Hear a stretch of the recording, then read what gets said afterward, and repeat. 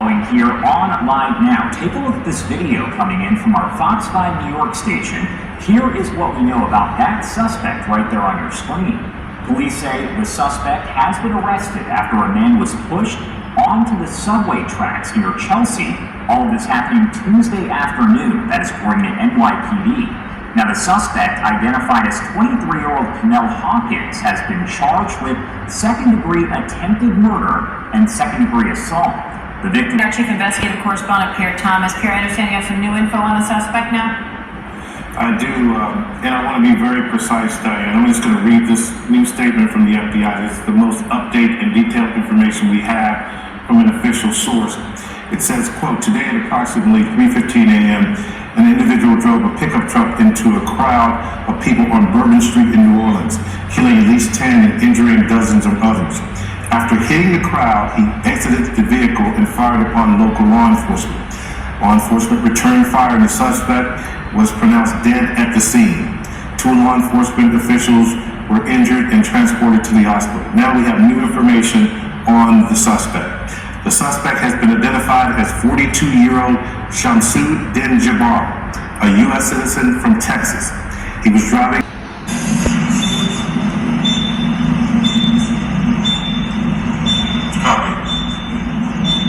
I just heard a boom. Oh my God. I heard that then too, but I didn't know it was actually outside. I thought it was a person in the hallway. I was teased because last week I gave out the person I hope another one goes on. That's a lot of smoke. That's another one I heard. It was like a boom, boom, boom. And I heard another. And it almost sounded like a rolling, a garbage dumpster. Yeah. And then I saw that pop up.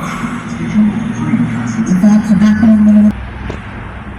We're also following breaking news out of Las Vegas, where police and fire officials are now investigating a fire and explosion at Trump, Las Vegas. They say it happened in a car that a driver pulled into a valet area there, and the vehicle exploded. Our Justice reporter Alex Mallon has the latest on that. Alex, what are they now saying about what happened here in Vegas? Hi there, Diane. It's actually Alex Stone here. And Las Vegas law enforcement, they briefed a moment ago saying that they don't have a lot of answers yet on what this was.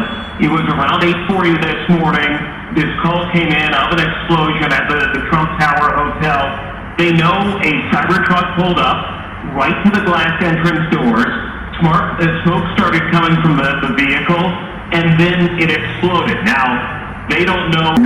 Take a look at this. First tonight, a deadly shooting at a busy travel center off I-10 and North Foster Road. That is where we find KENS 5 reporter Megan Reyna, who is following this story for us tonight. Megan? Well, Henry EC's police say a young man was shot all over his body earlier tonight. Witnesses told investigators this happened around 7 when a group of people started firing off several shots. But what's behind me is really what paints a picture of what happened here earlier tonight. I'm counting at least 70 evidence markers. You're seeing several shell casings, even a loaded magazine and a shoe on the ground. We do know at least 2 guns were used in this shooting, and it happened just feet away from the TA Travel Center with several people inside. Police say the victim appears to be in his late teens to early 20s. He was found dead in his vehicle, which is across this parking lot with a gun next to him. They say it's unclear if he was firing back. Police believe the suspects took off in 3 vehicles. They have located one of those vehicles, but have not caught up with any of the suspected shooters. Investigations underway into the murder of a 17-year-old girl. She was shot and killed at a party in Signal Hill over the weekend. Several other teenagers were also wounded. The shooter, so far, has not been caught. And now, for the first time, we're hearing from the family of the girl who was killed. NBC4's Macy Jenkins is live in Signal Hill with the story and new pictures of the victim. Macy. Hi, Kathy and Annabelle. Well, yes, 7 teens were shot at that party. The 17-year-old girl who did not survive, her family is now mourning the loss of that girl, and they want answers about what happened. You can run what you can't hide.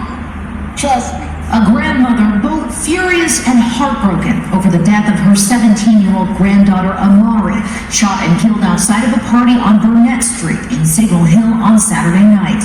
you know, we want to pray for you. Because you killed my grandbaby! You killed my grandbaby!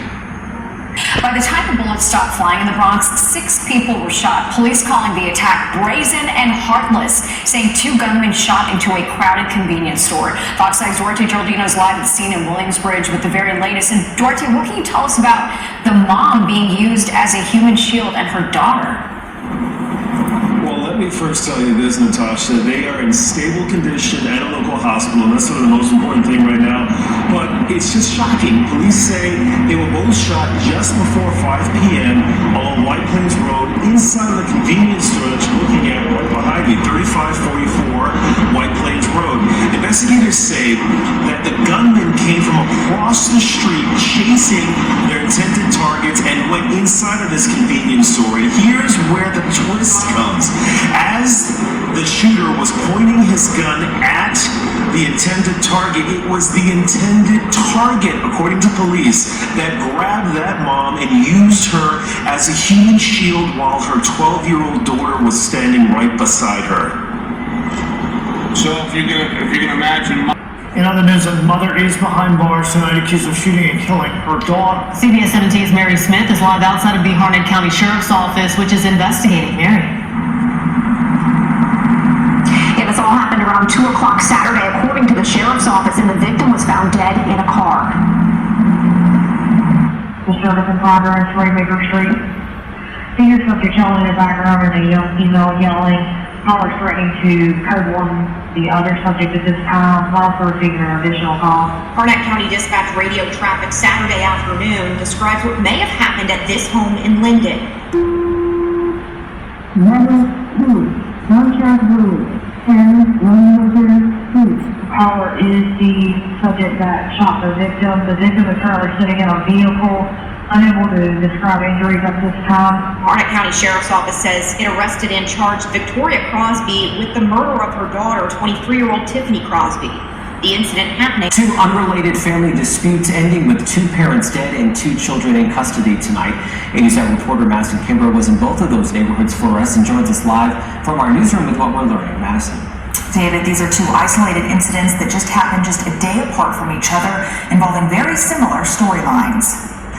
The first homicide happening Friday evening at an apartment complex in North Las Vegas near the 15 and Cheyenne. According to police, a 12-year-old girl called saying that she found her father dead inside of their apartment and thought someone broke in to harm him. Detectives also determined that there were no signs of forced entry into the home, and it was established that the only residents of the apartment were the 55-year-old male victim and his juvenile daughter. Soon after, North Las Vegas police discovered it was the daughter who in fact killed her father, and there had been previous family disputes involving the 2 reported to police in the past month. The juvenile made different claims regarding what had occurred that night, but ultimately confessed that she had stabbed her father after becoming upset with him. Police then arrested her on a murder charge. And nearly 24 hours later, another domestic dispute, this time in a Northwest Valley neighborhood near North Rainbow and Smoke Ranch. LVMPD dispatch received a 911 call from a female stating her father had been shot by her brother. Metro police say they arrived at the home to find the father dead. According to police, the 15-year-old boy was upset with his parents after they took away his electronics. A verbal fight began, and then things escalated. The son then went downstairs, retrieved a firearm, pointed at the father, and shot several times. Investigators say the young boy then took off, but police were able to find him shortly afterwards in the neighborhood. He too booked into the jail for young offenders. Take a look at this. Once again, we begin tonight with the beating death of an inmate in a New York prison at the hands of multiple state corrections officers. Yeah, we now have body camera footage showing what happened between 43-year-old Robert Brooks and those officers. This is Governor Kathy Hochul is calling for these state employees to lose their jobs. The encounter happening on December 9th at Marcy Correctional Facility, that's in Oneida County, located about 7 miles outside of Utica. Brooks died at a hospital the day after the assault, according to officials, on the morning of December 10th. 2.5 weeks after his death, the New York Attorney General's office today released body cam footage from multiple officers involved. The footage shows them attacking Brooks in the face, body, and neck while he is handcuffed on a table. A medical examiner later described his cause of death as asphyxia due to compression of the neck.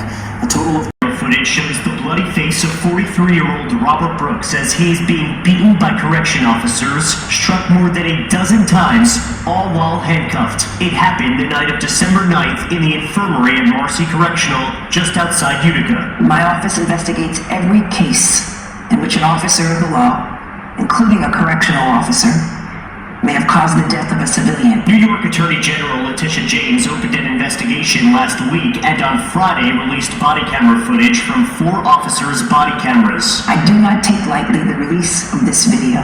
That night at 9:21, body camera footage from Sergeant Trombley shows a handcuffed Brooks being escorted outside, his body parallel with the ground. A minute later, he's seen being carried by 3 officers into the infirmary. He's placed on an exam table. At 9:24, video shows this officer with his body cam off walk into the room and shove a cloth in Brooks's mouth. He punches Brooks in the face once, then hits him 3 more times. Then this officer with the backwards hat punches Brooks and smacks him 3 times with Brooks's own shoe. At this point, 8 officers surround Brooks, some just watching. At 9:26, the officer that shoves something in Brooks's mouth can be seen stomping on him. 3 other officers then hold Brooks down as one officer punches him again. Seconds after taking his foot off Brooks, this officer punches Brooks in the rear 3 times. An officer then comes in with leg restraints. By 9:27, just 5 minutes of the 43-year-old being in this room, a winded Brooks is pulled up. The right side of his nose is bloody. An officer changes his gloves and with another officer yanks Brooks up by the collar and presses him against the window. He's held there for 3 minutes before he's put back on the table. Brooks's pants are then stripped off his body. By this point, more than a dozen members of law enforcement are there. Many watching, some